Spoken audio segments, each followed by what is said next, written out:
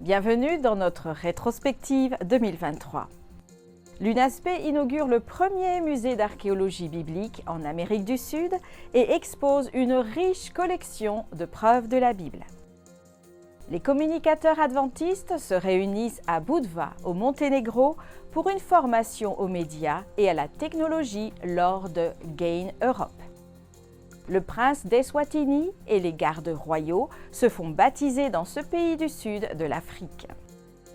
Vers une reconstruction post-pandémie, ADRA stimule l'autonomie des communautés pour un développement durable dans le sud de l'Inde. Restez à l'écoute des nouvelles de l'Église adventiste mondiale sur la rétrospective d'ANN de 2023.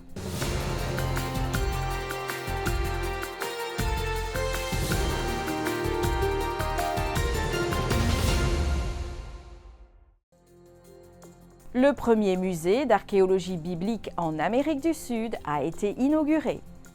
Avec environ 3000 pièces originales et des dizaines de répliques, le musée se distingue par sa riche collection de preuves soutenant les récits bibliques. Situé à l'Université adventiste du Brésil, les billets du musée pour ses 6 premières sessions se sont vendus en environ 4 minutes. Il continue de connaître une demande extrêmement élevée, attirant des visiteurs de différentes régions du pays. Les artefacts du musée remontent à aussi loin que 2000 avant Jésus-Christ et proviennent de différentes parties du monde, telles qu'Israël, l'Égypte, la Jordanie et certains pays européens. L'exposition raconte plus de 4000 ans d'histoire, à travers une chronologie, divisant les phases de l'âge du bronze ancien à la période byzantine. Le projet du musée d'archéologie biblique a été conçu il y a 20 ans par le docteur Rodrigo Silva. Celui-ci est l'animateur de l'émission de télévision Evidence, diffusée sur TV Novo Tempo, la chaîne de télévision adventiste au Brésil. Il a reçu un bref hommage lors de l'un des moments les plus touchants de la cérémonie d'inauguration. Merci beaucoup, vous êtes témoin d'une grande occasion. Je remercie tous ceux qui ont permis de faire de ce rêve une réalité. Le musée d'archéologie biblique est une sorte de patrimoine culturel, avec 3000 pièces archéologiques originales et des dizaines de répliques couvrant une période de fourre-tous en temps d'histoire biblique. Sempre há espaço para a gratidão. Il y a toujours de la place pour la gratitude.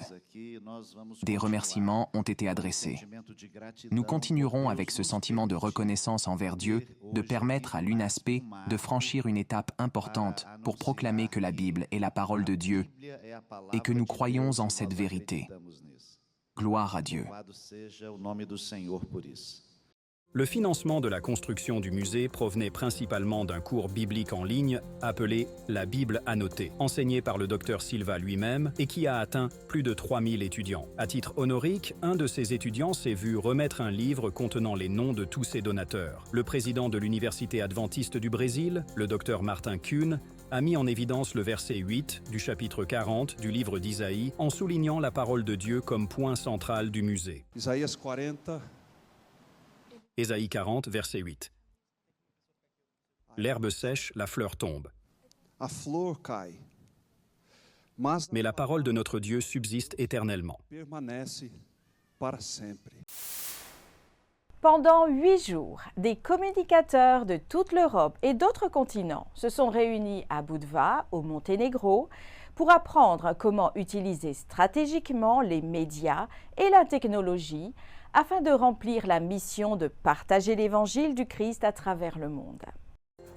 Pendant 8 jours, des responsables de la communication de toute l'Europe et d'autres pays du monde se sont retrouvés à Budva, au Monténégro, au sud de l'Europe, pour partager des idées, discuter de projets et élaborer des stratégies sur la manière de mieux communiquer notre mission au monde. Avec moins de 20 000 habitants, la ville côtière de Budva est baignée par la mer Adriatique et possède des vestiges des empires grecs et romains dans ses rues et ses bâtiments. Capitale touristique du Monténégro, un pays qui faisait partie de la République socialiste de Yougoslavie, Budva accueille des centaines de milliers de visiteurs chaque année. La diversité culturelle du lieu offre des opportunités et inspire des idées motivantes pour la mission. C'est dans cet environnement que plus de 300 communicateurs ont participé à 2 des rencontres de communication les plus importantes de l'Église adventiste du 7e jour. Au cours des 4 premiers jours, le siège de l'Église adventiste dans la région intereuropéenne a organisé le Conseil consultatif de la communication 2023. Un événement où les champs présentent des rapports, des projets et leurs méthodes d'utilisation de la technologie pour prêcher l'Évangile. Avec le concept Premier contact communauté baptême discipulate et le thème Vision et stratégie intégrée pour la communication, les médias et la mission, le Conseil consultatif a inclus des professionnels des 11 sièges administratifs de l'Église adventiste en Europe. Le Monténégro a également constitué une scène, le Global Adventist Network, GAIN, un événement organisé par la division transeuropéenne, la division interaméricaine et Hope Media Europe. Les dirigeants de la mission adventiste et des ministères personnels d'Europe ont participé en tant qu'invités spéciaux. Le thème de l'événement était « Purpose », qui signifie une motivation dans la vie en lien avec Dieu et le partage de son message avec les autres. Le programme s'est également concentré sur le discipleship numérique. Paulo Macedo, directeur de la communication inter-européenne, parle des objectifs et des moments forts de GAIN Europe. Notre objectif principal à GAIN Europe est de rassembler les personnes liées à la communication de la division transeuropéenne et de la division intereuropéenne. Mais cette année, 41 pays sont également venus de la division euro-asiatique, de la campagne ukrainienne et de la division du Pacifique Sud, qui comprend l'Australie et la Nouvelle-Zélande, de se connecter les uns aux autres, et aussi avec un objectif important, réunir la mission adventiste et les ministères personnels, dans le but d'avoir une vision intégrée de ce que la communication signifie pour la mission. De ce point de vue, ce fut une expérience exceptionnelle. Représentant du siège mondial adventiste, Williams Costa Jr., directeur de la communication, partage l'une des nouvelles fonctionnalités de l'événement. Ce qui a retenu notre attention ici en Europe, c'est un projet qui intègre la production d'un film et d'un livre. Cette combinaison de médias a pour but d'apporter de l'espoir aux personnes. Et avec des personnes de tant de pays et de cultures différentes qui se réunissent, le réseautage et le partage d'expériences continuent d'être l'une des meilleures attractions de GAIN. Pour moi, la meilleure chose à propos du GAIN est de travailler avec des gens, de faire du réseautage, de rencontrer de nouveaux amis et de trouver des idées pour des projets, en mettant fin aux silos et en renforçant la collaboration. C'est formidable. Revenez l'année prochaine. Cela a été une bénédiction d'être ici. Nous avons discuté de la technologie, de l'innovation et des communications pour l'Église et comment cela peut nous aider à améliorer et créer un bon environnement pour que les gens en sachent plus sur la seconde venue de Jésus. Et GAIN pour moi était un rêve lorsque j'ai assisté pour la première fois au GAIN international en Jamaïque. À l'époque, j'étais directeur de la communication de la division et je me suis dit, pourquoi pas aussi dans notre contexte? Je suis revenu et j'ai parlé avec mes collègues et nous avons commencé à organiser des réunions que nous appelons des réunions médiatiques, quelque chose comme ça. Mais après quelques années, très peu d'années, nous avons organisé le GAIN Europe. Et ce GAIN Europe était bien sûr la réalisation de notre rêve. À l'époque, j'étais directeur de la communication et je travaillais avec Klaus Popa, le directeur de GAIN Europe. Avec Klaus Popa, rapidement avec Klaus Popa, le directeur de Hope Media en Europe. Et nous avons essayé de donner une âme à ce GAIN. Et c'était le début d'une aventure.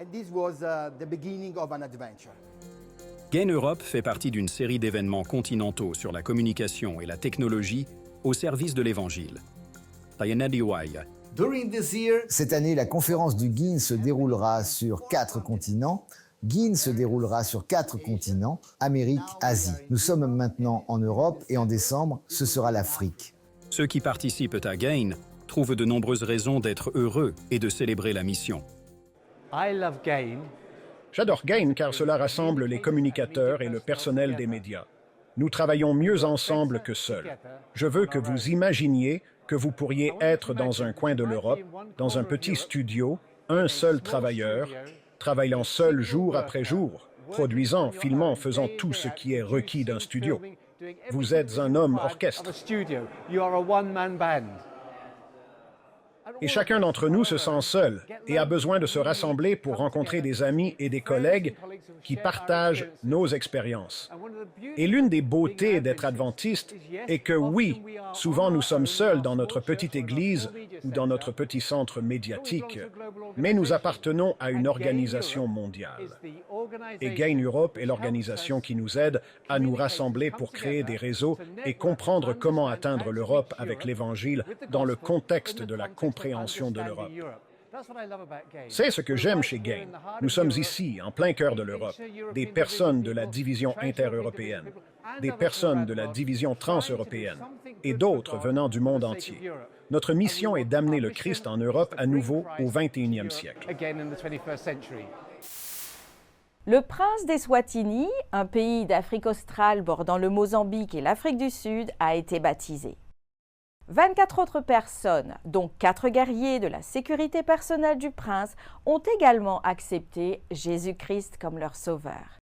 Noël Sibanda partage cette incroyable histoire. Mandla Chabangu, pasteur de l'Église adventiste de Lozita, a déclaré que la visite du président de la conférence générale en février de cette année a joué un rôle très important dans la conversion du prince, car ce dernier a eu une très bonne interaction avec lui sur des questions spirituelles. Lorsque le dirigeant mondial, le docteur Ted Wilson, nous a rendu visite cette année, le prince Temsimba a également invité le prince Banzile. Ce jour-là, ce dernier a déclaré « Je veux faire partie de cette église ». Des dizaines de personnes et des membres d'église de la famille royale, y compris la communauté de l'église locale, ont assisté à cet événement prestigieux et médiatisé, officié par le président de la division, le docteur Akombwa, et les dirigeants locaux à l'église adventiste de Lozita. En prenant les vœux de baptême, les 24 nouveaux convertis étaient heureux de rejoindre l'église adventiste du 7e jour. Le prince s'est fait baptiser dans la rivière voisine pour signifier son amour pour la nature, rendant le moment plus particulier. Des dizaines de membres d'église et des locaux sont venus nombreux pour assister au baptême du prince, baptisé au nom du Père, du Fils et du Saint-Esprit. Je me sens tellement chez moi. Et cet accueil chaleureux et incroyable de l'église, du fond de mon cœur, j'apprécie humblement ce moment, un moment spécial dans la vie et un voyage incroyable que nous attendons avec impatience. Après le baptême du prince, tout comme l'histoire de l'eunuque éthiopien dans les Écritures, 4 de ces guerriers royaux ont donné leur vie à Jésus. Ils ont pris leur vœu de baptême et ont tous été baptisés dans l'église adventiste. C'est un signe que le prince est très actif dans l'évangélisation, alors que nous nous lançons tous dans notre plan stratégique « J'irai ». Le prince est déjà en action, comme en témoigne le travail qu'il accomplit en Eswatini. L'impact de Sa Majesté royale est vraiment marquant en termes d'évangélisation lorsqu'il se mêle à tout le monde, d'après ce que j'ai vu et vécu, lorsque nous sommes dans les régiments avec les autres régiments dans l'une des résidences royales. Alors que je parle, une étude biblique va commencer. Je me sens très bien, c'est fou. Comme si je n'avais jamais pensé que ce jour arriverait, et je suis trop content. Comment ça va aujourd'hui depuis que vous avez accepté le Christ? Je suis très reconnaissant et heureux de l'avoir accepté comme mon sauveur. Le président de l'Union de fédération de l'Afrique australe, la SAU, le Dr Paul Chongwe, a déclaré que ce moment rendait humble. Le prince a décidé d'être baptisé, quelle journée! Nous sommes ici derrière cette belle eau, baptisant l'enfant de Dieu. Nous sommes très enthousiastes. C'est une journée formidable pour la Fédération d'Eswatini, mais aussi pour toute la famille de la SAU. Nous croyons que ce que nous avons vécu aujourd'hui va ouvrir des portes pour le prince, mais aussi pour la famille royale. Quant à la sœur du prince, ce fut une joie pour elle de voir son frère rejoindre l'église adventiste. Son désir est de voir tous ses frères et sœurs choisir Jésus-Christ comme leur sauveur personnel. Je suis très heureuse pour mon frère. Je le félicite et lui souhaite la bienvenue dans l'église adventiste du 7e jour. Le baptême du prince aujourd'hui est un signe certain que l'Église se développe ici dans l'Union de fédération de l'Afrique australe, plus précisément dans la division de l'Afrique australe Océan Indien, et nous louons Dieu pour la moisson. Pour ajouter la cerise sur le gâteau, le président de la division, Dr Akombwa, vêtu de l'habit traditionnel Swazi, a été invité par le roi lui-même à se rendre au palais du peuple, au palais du roi, la résidence des princes à Lofugazi. Des milliers de personnes se sont rendues au palais du roi pour écouter son discours. Puis, le Dr Akombwa, accompagné du président de l'Union, le Dr Shongwe et du prince Banzile, ont rendu une visite courtoise au roi lui-même. Nous avons enfin rencontré Sa Majesté en personne. Il avait pris l'engagement de nous recevoir. Je pense que grâce à la présence de l'Église au sein du palais, nous allons au-devant de jours incroyables. Quel honneur pour le président de la division, Dr Akombwa, d'avoir une audience avec le roi lui-même et de partager la mission de l'Église avec la famille royale. Pour ANN, c'était Noël Sibanda depuis Manzini, en Eswatini.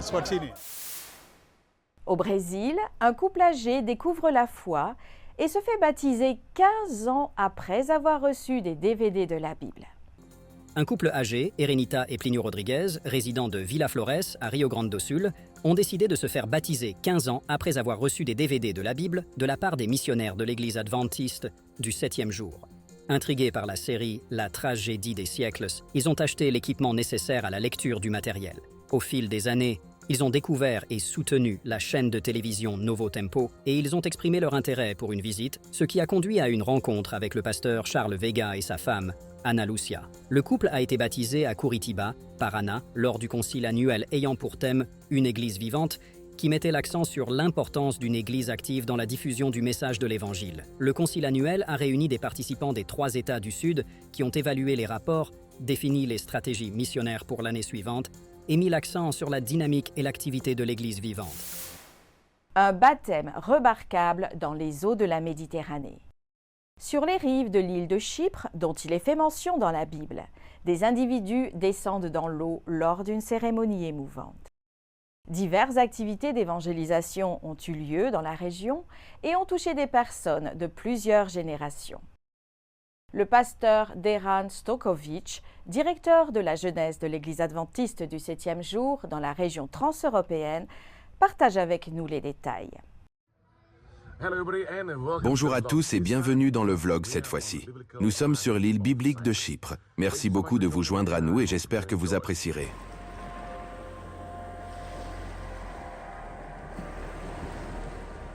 Jour du baptême. Oui, nous avons 2 dames. Elles attendent toutes les 2 ce jour depuis longtemps.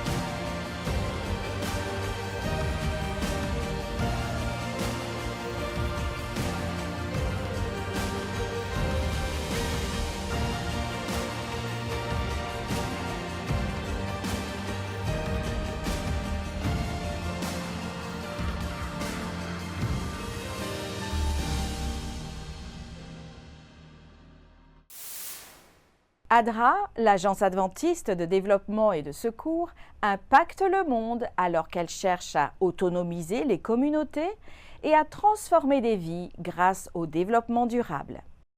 Dans le sud de l'Inde, ADRA a aidé 10 familles à établir des jardins de culture biologique, leur fournissant ainsi un moyen de générer des revenus suite aux difficultés économiques causées par la récente pandémie.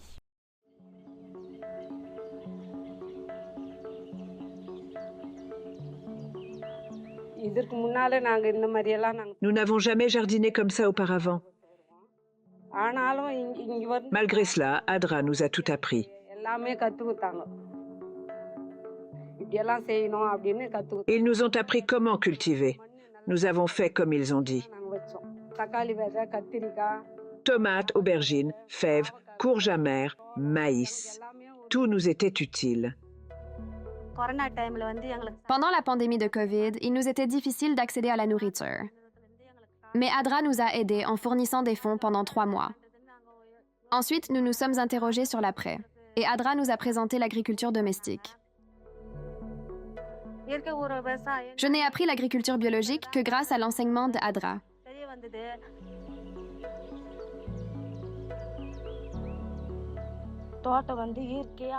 Ils nous ont inspirés à faire l'agriculture biologique et nous ont montré les méthodes.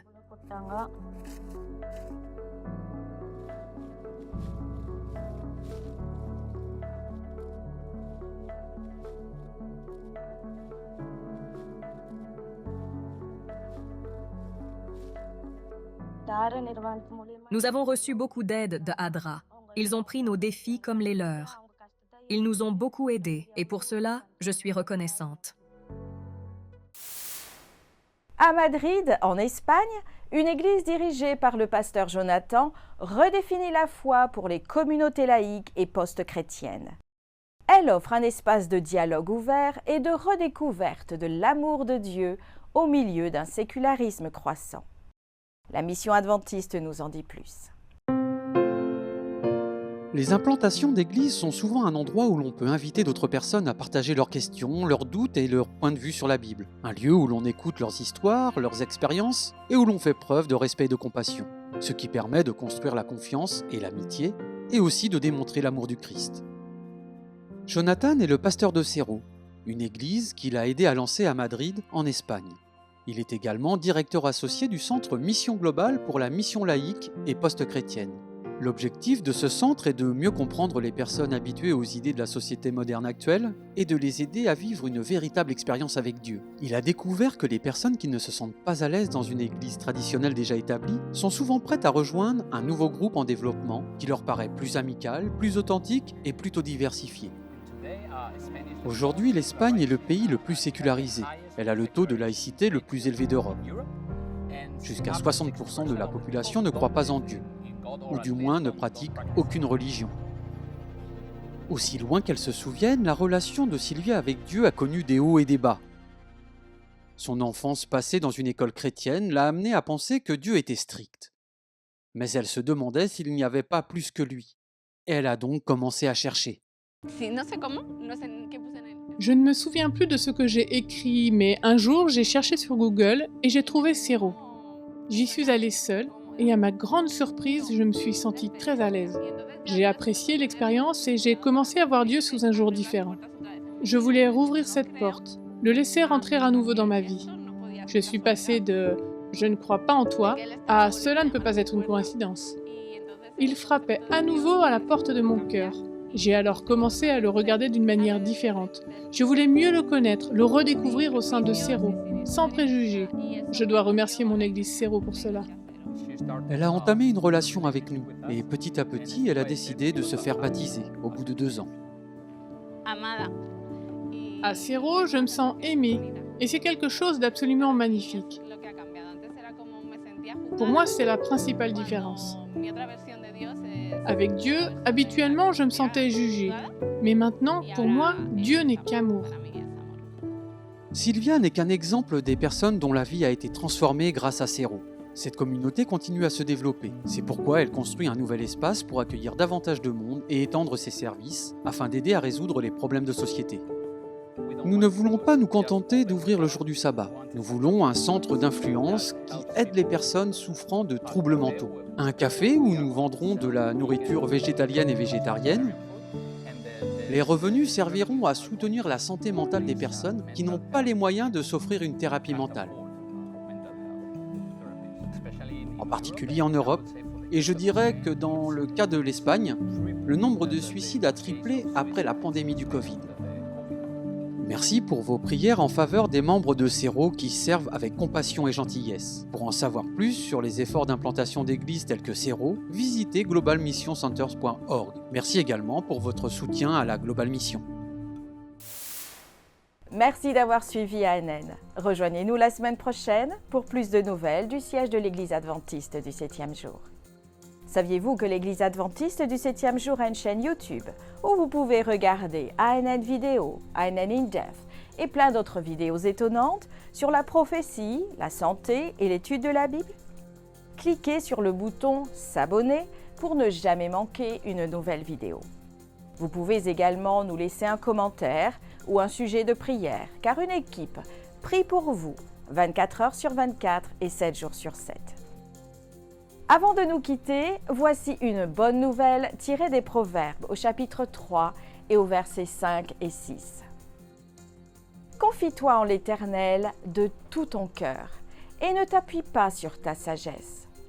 Reconnais-le dans toutes tes voies et il aplanira tes sentiers. Ainsi s'achève notre programme de cette semaine.